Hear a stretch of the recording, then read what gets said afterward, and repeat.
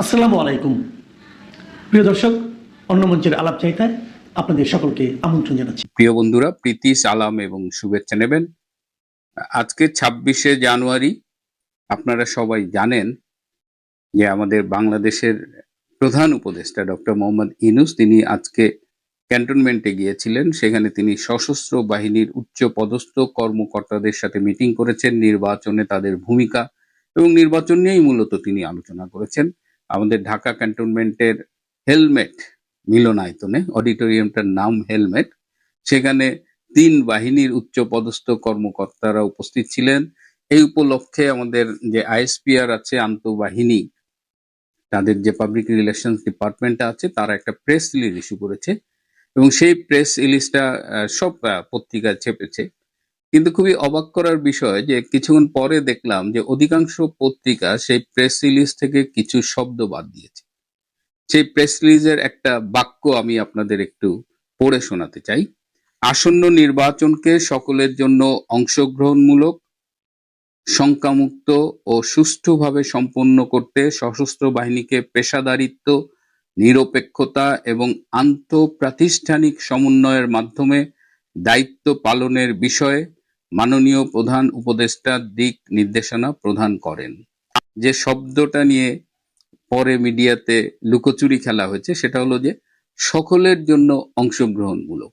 আচ্ছা, ডক্টর ইউনূস সকলের জন্য অংশগ্রহণমূলক বলতে কি বোঝান?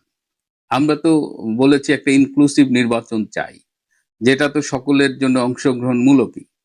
কিন্তু ডক্টর ইউনূসের সকলের জন্য অংশগ্রহণমূলকটা আসলে কি? তিনি তো আওয়ামী লীগকে অংশগ্রহণই করতে দেননি, আরো কয়েকটা সমমনা দলকে অংশগ্রহণই করতে দেননি। তার মানে 50% অ্যাটলিস্ট তিনি নির্বাচনের আগেই বাদ দিয়ে দিয়েছেন। তাহলে এই নির্বাচন সকলের জন্য অংশগ্রহণমূলক কি করে হয়? নাকি তিনি বোঝাতে চাইছেন যে ভোটাররা গেলেই সকলের জন্য অংশগ্রহণমূলক হয়ে যাবে? এবং আপনারা জানেন যে এই নির্বাচনে আওয়ামী লীগের পক্ষ থেকে অলরেডি বলা হয়েছে যে তাদের সমর্থকরা যেন ভোট দিতে না যায়, তারা ভোট বর্জনের কথা বলেছে।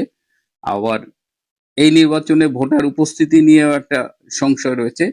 ভোটার উপস্থিতি বাড়ানোর জন্য উপদেষ্টা পরিষদের একটা রিসেন্টলি মিটিং হয়েছিল এবং সেখানে ডক্টর ইউনূসের গার্লফ্রেন্ড কোটায় উপদেষ্টা হওয়া আমাদের স্বাস্থ্য উপদেষ্টা নূরজাহান বেগম, তিনি একটা উদ্ভট প্রস্তাব দিয়েছেন। তিনি বলেছেন যে ভোটের দিন ভোট কেন্দ্রের পাশে মেলার আয়োজন করতে এবং সেখানে অনেক কিছু কেনা বেচা হবে, মেলায় লোকজন আসবে, বাণিজ্যও হবে, আবার উৎসব মুখর পরিবেশ, তখন পাশে ভোট কেন্দ্রে যে ভোটও দেবে। এবং এটা কিন্তু অনেকে সামাজিক যোগাযোগ মাধ্যম বিশেষ করে ফেসবুকে এটা নিয়ে অনেক ট্রল করেছে, কিন্তু বিষয়টা কিন্তু ট্রলের পর্যায়ে নেই। এটা অনেক জায়গায় কিন্তু টেন্ডার আহ্বান করা হয়েছে এই ভোট কেন্দ্রের পাশে মেলা করার জন্য। এবং ষড়যন্ত্র যেটা হয়েছে যে মেলা যদি হয় এবং মেলায় যদি অনেক লোক থাকে, সেটাকে দেখায় বলা হবে যে এই যে দেখো উৎসব মুখর পরিবেশে লোকজন ভোট দিতে আসছে, ভোট দিতে গেল কিনা সেটা তখন আর হাইড আউট করে ফেলবে। আরো এই এই যে শুরুতে বললাম যে এই প্রেস রিলিজের আরো একটা ইন্টারেস্টিং ইনফরমেশন আছে। আন্তঃপ্রাতিষ্ঠানিক সমন্বয়ের মাধ্যমে দায়িত্ব পালনের বিষয়ে। আন্তঃপ্রাতিষ্ঠানিক সমন্বয় কোন কোন প্রতিষ্ঠানের সমন্বয়? ইতিমধ্যেই 12ই ফেব্রুয়ারি যদি নির্বাচন হয়, সেই নির্বাচনের ফলাফল কি হবে, কে কতটা সিট পাবে, টোটাল কিন্তু মাস্টার প্ল্যান হয়ে গেছে। এবং এই মাস্টার প্ল্যান বাস্তবায়নের লিডিং অর্গানাইজেশন হলো জাতীয় গোয়েন্দা সংস্থা এনএসআই। তো তিনি বলছেন যে আর্মি যেন অন্য অন্য প্রতিষ্ঠানের সাথে সমন্বয়ের মাধ্যমে, মানে এনএসআই এর মাধ্যমে, এনএসআই এর সাথে সমন্বয় করে এই যে কারচুপির আয়োজনটা সেটা যেন করে। কিন্তু এই পরবর্তীতে এই সকলের জন্য অংশগ্রহণ শব্দটা অনেক পত্রিকা থেকে সরিয়ে দেওয়া হয়েছে। এটা তো গেল মিটিং এর কথা। এই মিটিং এর বাইরেও একটা ইন্টারেস্টিং ঘটনা আছে। সেটা হলো যে জেনারেল ওয়াকার খান সেনাপ্রধান, তার সাথে একান্ত কিছু কথা বলেছেন ডক্টর মোহাম্মদ ইউনূস।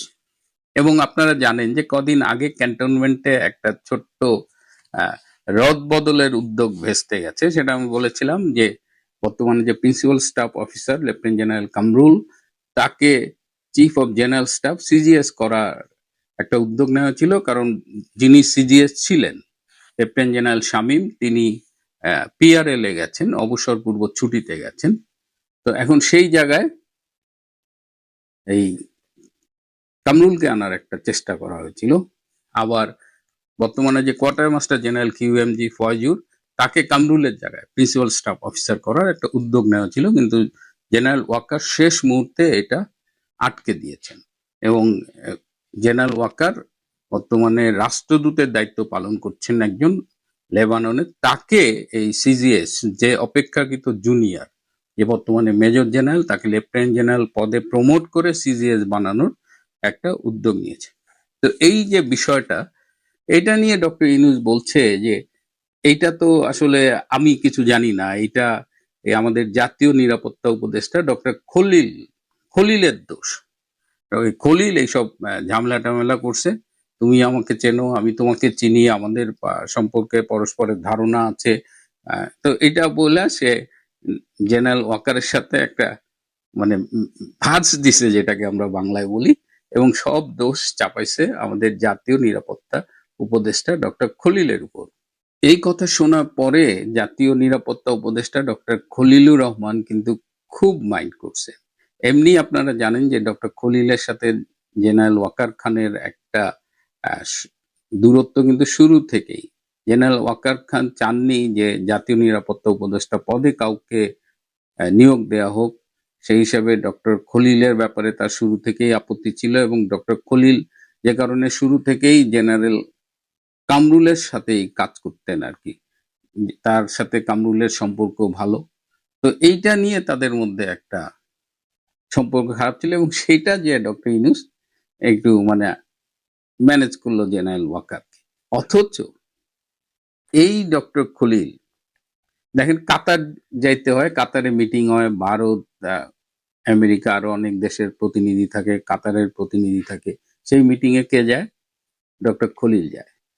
দিল্লিতে সার্জিও গার, অজিত দোভালের সাথে মিটিং হয়, সেই মিটিং এ কে যায়? ডক্টর খলিল যায়। আমেরিকার আপনারা জানেন যে ট্রাম্প সরকারের উচ্চ পদস্থ কর্মকর্তারা ভারত পক্ষে ডক্টর ইউনূসের সাথে কথা বলেন না, একদম মিনিমাম, যতটুক না বললেই নয়, বা খুব ফর্মাল সম্পর্ক। অথচ এই বাইডেন চলে যাওয়ার পরে, ডেমোক্র্যাটদের পরাজয়ের পরে, ট্রাম্প প্রশাসন ক্ষমতা নেওয়ার পরে আমেরিকার সাথে যে সম্পর্কটা কন্টিনিউ করা, এটাও কিন্তু করেছেন এই জাতীয় নিরাপত্তা উপদেষ্টা ডক্টর খলিল। আবার চীনে যখন যাইতে হয় তখন কে যায়? এই ডক্টর খলিল যায়। আবার চীনের সাথে ডক্টর ইউনূস বলে এইটা করতে হবে, ওইটা করতে হবে। 6টা এমওইউ সাইন করছে চীনের সাথে এই ইউনূস সরকার। তার মধ্যে একটা হলো সামরিক ড্রোন বাংলাদেশে তৈরি হবে, চীন সেখানে 600+ কোটি টাকা দেবে। তো সেইটাও আলটিমেটলি স্টপ করতে হয়েছে, কারণ আমেরিকা চীনের সাথে এই মাখামাখিটা পছন্দ করছে না, এবং চীনে এই বিষয়ে চীন একদিকে ফুলের তোড়া নিয়ে যাচ্ছে ডক্টর খলিলের কাছে। আবার আমেরিকার যে নতুন রাষ্ট্রদূত এসেছেন ব্রেন্ট ব্রেন্ট ক্রিস্টেনসন, কিন্তু তিনি আবার পছন্দ করছেন না। তিনি আবার খলিলকে ডেকে ধমক দিচ্ছেন, ইউনূসকে যে অভিযোগ জানাচ্ছেন। তো সব মিলায় মানে এই ডক্টর খলিল হলো একটা যেন নন্দ ঘোষ, যত দোষ খলিল ঘোষ, এরকম একটা ঘটনা ঘটেছে আর কি। তো ডক্টর ইউনূস এবং ডক্টর খলিল খুব মানে কষ্ট পেয়ে বলেছেন যে তার জন্য আমি এত কিছু করি, তার সব মেসেজ নিয়ে যাই, তার জন্য আমি মেসেজ নিয়ে আসি, আর তিনি দিনের শেষে সব জায়গায় আমাকেই মানে ব্যর্থতার দায়ে অভিযুক্ত করেন, আমাকেই দোষী করেন। এটা নিয়ে ডক্টর খলিলের মধ্যে কিন্তু একটা মনোবেদনা আছে, এবং সেটা আবার দেখলাম এই যে ক্যান্টনমেন্টে গিয়ে ডক্টর ইউনূস একদিকে মোটামুটি তিনি যে কত বড় ভণ্ড সেটা এই সকলের জন্য অংশগ্রহণমূলক নির্বাচনের কথা বলে আবারও বোঝালেন, এবং তিনি একটা ইন্ডিকেশন দিয়ে এলেন যে আন্তঃপ্রাতিষ্ঠানিক সমন্বয়, তার মানে এই যে এনএসআই এর নেতৃত্বে যে নির্বাচনী কারচুপিগুলো হবে, যে আয়োজনটা অলরেডি করে রাখা হয়েছে, সেখানে সেনাবাহিনীর সহযোগিতা তিনি চেয়ে এসেছেন। এখন দেখা যাক বাংলার মানুষ কিভাবে 12ই ফেব্রুয়ারিতে রিয়াক্ট করে, এবং তার আগে নির্বাচন হয় কিনা, তার জন্য আমরা অপেক্ষা করব। প্রিয় বন্ধুরা, আজ এ পর্যন্তই। আসলে আজকে কদিন থেকে আপনারা বাংলাদেশে যে একটি বারবারিক কাহিনী দেখছেন, সেটার ধারাবাহিকতায় আমি আজকের এই ভিডিওটি করছি। সাদ্দাম নামের একজন বাগেরহাটের আওয়ামী লীগের সভাপতি, বাগেরহাট জেলার সভাপতি নয়, কোন একটি উপজেলার সভাপতি, তরুণ মানুষ, যুবক মানুষ, তার স্ত্রী এবং পুত্র নিহত হয়েছেন। তাদের মৃত্যুর পর তাকে একবার দেখার জন্য ফেরল দেওয়া হয়নি। মৃত স্ত্রী এবং মৃত পুত্র, শিশুপুত্র জেলখানায় জীবিত পিতাকে দেখতে গিয়েছে। এই যে অসভ্য সমাজ, অসভ্য রাষ্ট্র, অসভ্য সরকার, এই অসভ্যতার মানদণ্ডটি কোথায়, কিভাবে, কেন এই সমাজকে বিভক্ত করে ফেলছে, এই সমাজকে, এই রাষ্ট্রকে প্যারালাইজ করে ফেলছে। আলটিমেটলি এই রাষ্ট্র কিন্তু ভাঙনের একটি সুর তৈরি করছে। কেন তৈরি করছে, কেন, সেটা একটু দেখেন। 1971 সালে পাকিস্তান যে নিপীড়ন করেছিল পাকিস্তানের একটি অংশের উপর, পাকিস্তান যে অত্যাচার করেছিল পাকিস্তানের একটি অংশের উপর, তারই ফলশ্রুতিতে 1971 সালের মহান মুক্তিযুদ্ধ একটি রাষ্ট্র ভেঙে দুইটি রাষ্ট্র হয়ে যায়। বুঝতে হবে, রাষ্ট্র যদি টিকিয়ে রাখতে হয়, সমাজ যদি টিকিয়ে রাখতে হয়, এই সংবিধানের অধীনে যে বাংলাদেশ নামক রাষ্ট্রটিকে যদি টিকিয়ে রাখতে হয়, তাহলে রাষ্ট্রের নির্যাতন, রাষ্ট্রের অনাচার, রাষ্ট্রের নিষ্ঠুরতা, রাষ্ট্রের হিংস্রতা বন্ধ করতে হবে। মানুষে মানুষে হিংস্রতা, দলে দলে হিংস্রতা, দলে দলে মানে এক দলের প্রতি আরেক দলের কুৎসা, এক দলের প্রতি আরেক দলের প্রতিযোগিতা পৃথিবীর নানান দেশে আছে, আমাদের দেশেও ছিল এবং আছে, থাকবে। কিন্তু রাষ্ট্র যখন, নির্দলীয় একটি সরকার যখন রাষ্ট্রে থাকা অবস্থায় এই রকমের অবস্থা, এই রকমের ব্যবস্থা গ্রহণ করে, তখন রাষ্ট্র টিকে থাকতে পারে না। সাদ্দামের কাহিনীটাতে যদি আপনি একটু যান, সাদ্দামের নামে 13টি মামলা হয়েছে। এই 13টি মামলার মধ্যে এই মামলাগুলো সবই হচ্ছে 5 আগস্ট কেন্দ্রিক, অর্থাৎ জুলাই আগস্ট সময়ে 2024 সালে যে গণ আন্দোলন হয়, সেই গণ আন্দোলনে আক্রমণ, হামলা, মৃত্যু, এইসব মামলা। এখন দেখেন, ওই সময়ে সাদ্দাম কোথায় ছিল? ওই সময় ছেলেটি সিরিয়াসলি অসুস্থ হয়ে ভারতের একটি হসপিটালে চিকিৎসাধীন ছিল। এটা আমরা বলছি না, সরকারও সেটা জানে, কারণ তার পাসপোর্টের মধ্যে সে সময় সে যে ভারতে বৈধ পথে গিয়েছে এবং কখন ফিরে এসছে তার সিল আছে, সপ্পর আছে, এবং একে একে 8টি আদালতে সেটি উপস্থাপন করা হয়েছে। 8টি আদালত, 8টি মামলায় তার জামিন হয়েছে। কিন্তু জামিন হলে কি হবে? একটি মামলায় জামিন হলে তাকে আরো 2টি মামলা দেওয়া হচ্ছে, 2টি মামলায় জামিন হলে আরো 4টি মামলা দেওয়া হচ্ছে, এইভাবে তাকে 13টি মামলা দেওয়া হলো। এই 13টি মামলা মাথায় নিয়ে সে যখন জেলে, মামলাগুলো কি? চুরি, ছেঁচড়ামি, ভাঙচুর, উমকের বাড়ি লুট, এই রকমের মিথ্যা মামলা।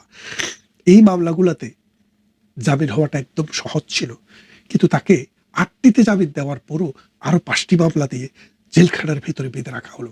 জেলখানার ভিতরে বেঁধে রাখলে কথা ছিল, তার 2 পায়ে ডান্ডা বেরি পরানো ছিল, 2 হাতে তাকে পরানো ছিল, শিকল পরানো ছিল। এই অবস্থায় তার একটি পুত্র সন্তান জন্ম লাভ করে আজ থেকে 9 মাস আগে। মৃত্যুর সময় এই পুত্র সন্তানটির বয়স ছিল 9 মাস। তার এই পুত্র সন্তান তাকে দেখতে আদালতে গিয়েছিল তার মায়ের সাথে, মৃত মায়ের সাথে, যে মা এখন আর পরবাসী। সে মা একদিন এই পুত্র সন্তানকে নিয়ে গিয়েছিল আদালতে, যেদিন সাদ্দামকে আদালতে আনা হয়েছিল। সাদ্দামের ভাই টেলিভিশনে এসে বললেন যে আমরা আকুতি বিনতি করেছি, সাদ্দাম পুলিশের পায়ে ধরেছে, ভাই আমার 2টা পায়ের হাতের মধ্যে একটা হাতের শিকল একটু খুলে দাও, আমি আমার এই শিশুপুত্রটিকে একটু বুকে নিতে চাই, একটু আদর করতে চাই। তার কথা রাখা হয়নি। তারপর আদালতে যখন শুনানি হচ্ছিল, তখন সাদ্দাম বারবার জাজ সাহেবকে বলছিলেন, ম্যাজিস্ট্রেটকে বলছিলেন, স্যার আমার একটু কথা আছে। সে কথাটি কি কথা? তিনি বললেন, স্যার আমার একটা হাত একটু খুলে দেন, আমি আমার ছেলেটাকে একবার আলিঙ্গন করতে চাই। আমি একজন পিতা, আমার এই সন্তানের জন্ম হয়েছে আমি যখন জেলখানার অন্ধপ্রকোষ্ঠে, আমি এই ছেলেটিকে একবার একটু বুকের সাথে লাগাতে চাই, কিন্তু পারেনি। জাজ বললেন, ম্যাজিস্ট্রেট বললেন, আপনি লিখিত বলতে হবে। তিনি লিখিত বলেছেন, সেই লেখা কারো কর্ণকুহরে প্রবেশ করেনি। তারপর এই সাদ্দামের স্ত্রী দিনের পর দিন আদালতে যাচ্ছে, দিনের পর দিন থানায় যাচ্ছে, দিনের পর দিন জেলখানায় যাচ্ছে। সাদ্দামের কোনো মুক্তি নেই। সাদ্দাম নিম্ন মধ্যবিত্ত ঘরের একটি ছেলে।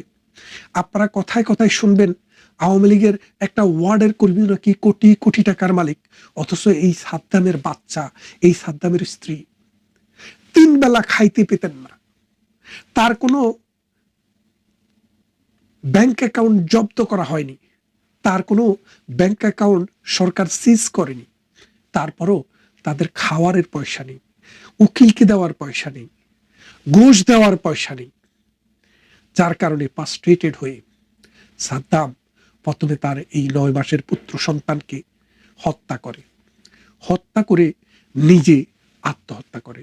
তিনি আসলে নিজেই আত্মহত্যা করতে চেয়েছিলেন, কিন্তু তিনি বিশ্বাস করতে পারেননি এই নির্দয় সমাজ, এই রাষ্ট্র এই শিশুটির দায় নেবে না। তাই তিনি তার বুকের দলকে আগে হত্যা করলেন, তারপরে নিজেও মারা গেলেন। মারা যাওয়ার পর সাদ্দামের পক্ষ থেকে, তার পরিবারের পক্ষ থেকে আবেদন করা হলো একটি ফেরলের। ফেরল মানে হচ্ছে শুধুমাত্র জানাজায় অংশগ্রহণ করার জন্য 2 ঘন্টা, 3 ঘন্টা অথবা 4 ঘন্টার জন্য মুক্তি। সেটি মেলেনি। কেন মেলেনি? কারণ তাকে গ্রেপ্তার করা হয়েছিল কোত্থেকে? গোপালগঞ্জ থেকে। আপনারা জানেন পদ্মা সেতুর উপারে বাগেরহাট থেকে গোপালগঞ্জের দূরত্ব খুব কাছে, সেটা একদম লাগোয়া উপজেলা বা জেলা আপনি বলতে পারেন। সেই কারণে যখনই পুলিশের দৌড়ানি খায়, পুলিশের দাবরানি খায়, তখন গোপালগঞ্জে সেখানে গুগু কম, আওয়ামী লীগের মানুষ বেশি, বিএনপি জামাতের দৌরাত্ম কম, সেই জন্য অনেকেই কেউ কেউ আশ্রয় নিয়েছিল সেখানে। সেই আশ্রয় থেকে তাকে অ্যারেস্ট করে জেলখানায় নেওয়া হয়েছে, এবং সেই জন্য বলছে তাকে জামিন দেওয়া যাবে না, কারণ সে গোপালগঞ্জের। যেমনটি করেছিল 1971 সালের পাক বাহিনী। বলছে এরা বাংলাদেশের মানুষ হলে তার চাকরিতে জায়গা হবে না, বাংলাদেশের মানুষ হলে বিশ্ববিদ্যালয়ে তার জায়গা হবে না, বাংলাদেশের মানুষ হলে রাজনীতিতে তার জায়গা হবে না। তাই পাকিস্তান ভেঙে যাওয়ার যে বুনিয়াদ তারা তৈরি করে দিয়েছিল, পাকিস্তানিরা বাংলাদেশ ভেঙে যাওয়ার সেই বুনিয়াদ এই ডক্টর ইউনূস তৈরি করে দিচ্ছে। এই ডক্টর ইউনূস থাকবে না, তার বয়স 90 বছর, যেই কোনো সময় সে মারা যাবে। কিন্তু এই বাংলাদেশ তো থাকতে হবে, আমাদের প্রজন্ম তো এই দেশটাকে একটি দেশ হিসেবে টিকিয়ে রাখতে হবে।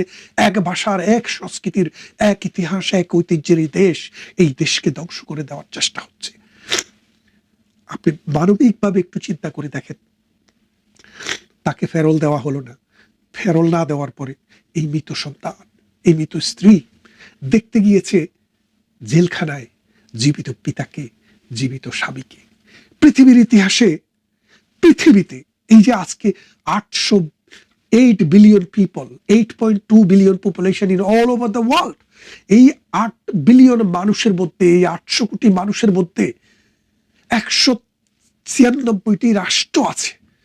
এই রাষ্ট্রগুলোর মধ্যে আপনারা কি একটি উদাহরণ দেখাতে পারবেন যে একজন জেলখানায় মানুষ, তার স্ত্রী এবং তার পুত্র মারা গেছে, যার কোনো কনভিকশন হয় নাই, যার কোনো বিচার হয় নাই, যার নামে কোনো চার্জশিটও হয় নাই? সেই রকম একজন মানুষকে তার স্ত্রী এবং মৃত পুত্র জেলখানায় দেখতে গিয়েছে। এটি পুরো পৃথিবীতে মানুষের ইতিহাসে প্রথম ঘটনা ঘটল। এই যে প্রথম ঘটনাটি ডক্টর ইউনূস, আসিফ নজরুল কম ঘটালেন, এর জবাব এই রাষ্ট্রকে দিতে হবে। Today, tomorrow or day after. কারবালার প্রান্তরের কথা আপনারা জানেন। কারবালায় যখন যুদ্ধ হয়, মহানবী সাল্লাল্লাহু আলাইহি সাল্লামের প্রিয় নাতি হুসাইনের শির কর্তন করা হয়। সেই শির কর্তন করে নিয়ে যাওয়া হয় দামেস্কে। ইরাকের পোরাত নদীর তীর, যেখান থেকে পানি নিয়ে মানুষ পান করত, সেই পানির যে তীর, সে পানির অঞ্চলটিকে সীমারের বাহিনীরা, ইয়াজিদের বাহিনীরা দখল করে রেখেছিল। যার ফলে এই শিশুপুত্র, হুসাইনের শিশুপুত্র পানির জন্য হাহাকার করতে করতে সেখানে গিয়ে নিহত হয়েছিলেন, শহীদ হয়েছিলেন। কারবালার ট্র্যাজেডির কথা আমরা এখনো জানি। হায় হোসান, হায় হাসান বলে আজও আমরা শিয়াদের মাতম শুনি, সারা বিশ্বের মানুষ আজও কারবালা ট্র্যাজেডিকে স্মরণ করে। বাংলাদেশে এখন কারবালা ট্র্যাজেডি চলছে, এই কারবালা ট্র্যাজেডির মূল নায়ক হচ্ছে ডক্টর ইউনূস, এই কারবালা ট্র্যাজেডির নায়ক হচ্ছে আসিফ নজরুল। এই বাটপার মিথ্যা কথার ফ্যাক্টরি, এই বাটপার বলেছিল ২৬ লক্ষ ভারতীয় বাংলাদেশের কোনো ভিসা নাই, ভারতে এখন ভিসাও দেয় না। সেখানে এই ২৬ লক্ষ লোক কোথায় গেল, কোন অবস্থায় আছে, তাকে জিজ্ঞাসা করার পর বলেছে, আমি তো যখন বলেছিলাম তখন আমি রাষ্ট্রের কোনো দায়িত্বে ছিলাম না। এই অসভ্য, এই বর্বর, এই মিথ্যাবাদী, মিথ্যা কথা কখন বলা যাবে আর কখন বলা যাবে না সেই সংজ্ঞা আমাদেরকে শেখাচ্ছে এই আসিফ নজরুল। তুমি এখনো মধ্যবয়সী মানুষ, এই বাংলা, এই সমাজ, এই রাষ্ট্র তোমাকে বিচারের কাঠগড়ায় দাঁড় করাবে। এই শিশুর কান্না, এই শিশুর মৃত্যু, এই ২২ বছরের নারীর মৃত্যু, তোমাকে জবাব দিতেই হবে আসিফ নজরুল। এই রাষ্ট্র, এই শহীদ, ৩০ লক্ষ শহীদের রক্ত, ২.৫ লক্ষ নারীর আত্মনাদ এবং ১ কোটি মানুষের দেশান্তরিত হওয়ার বিনিময়ে যে রাষ্ট্র তৈরি হয়েছে, যে রাষ্ট্রের জন্য জীবন দিয়েছে লক্ষ লক্ষ মানুষ, সেই রাষ্ট্রে তুমি মানুষের মূল্যায়ন করছো না, মানুষকে তুমি দাম দিচ্ছ না। সাবেক প্রধানমন্ত্রী খালেদা জিয়ার পুত্র যখন মারা যায় মালয়েশিয়াতে, তাকে এই দেশে আনার ব্যবস্থা করেছিলেন প্রধানমন্ত্রী শেখ হাসিনা। তাকে ফেরল দেওয়া হয়েছিল যেন তার পুত্রকে দেখতে পারে।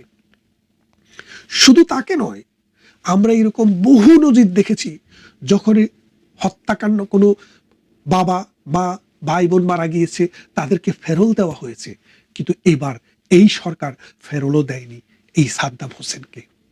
আমরা জানি রাষ্ট্র এই অবস্থায় থাকবে না, সমাজ এমন অবস্থায় থাকবে না, দিনটা এমন থাকবে না।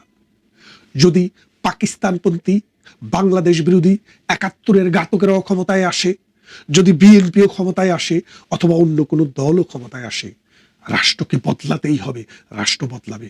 কিন্তু ডক্টর ইউনূস, তুমি ৪,০০০-এর উপরে আওয়ামী লীগের কর্মীকে হত্যা করেছ। তোমার পেটুয়া বাহিনী ৪,০০০-এর উপরে আওয়ামী লীগের কর্মী, নেতা এবং সমর্থককে হত্যা করেছে। প্রত্যেকটি হত্যার নাম আমাদের কাছে আছে, কোথায় হত্যা করা হয়েছে, কোন পত্রিকায় এসছে, কোন পোর্টালে এসছে, কত তারিখে, কিভাবে, তার নাম কি, তার বয়স কত। আমরা মানবাধিকার কর্মীদেরকে সেটা দিতে পারবো।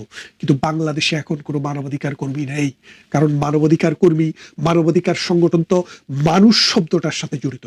বাংলাদেশ এখন যারা চালাচ্ছে তারা মানুষ নয়, তারা হায়না। এই হায়নাদের দেশে কোনো মানবাধিকার কর্মী থাকবে না, কোনো মানবাধিকার সংগঠন থাকবে না। এই মানবাধিকার সংগঠন, এই মানবাধিকার কর্মী আবার আসবে যখন এটা মানুষের দেশ হবে। শুয়োরের দেশ থেকে মানুষের দেশে রূপান্তর করার কাজ আমরা করব, আমাদেরকে করতেই হবে। কারণ এই সাদ্দামের শিশুপুত্রের আত্মনাদ, এই সাদ্দামের স্ত্রীর আত্মনাদ আসমান বেগে এই ডক্টর ইউনূসের যে গোষ্ঠী, তাদের মাথার উপরে পড়বেই পড়বে। প্রিয় সুধী, আর বাড়ালাম না আজকে, কথা হবে অন্য কোনো ভিডিওতে।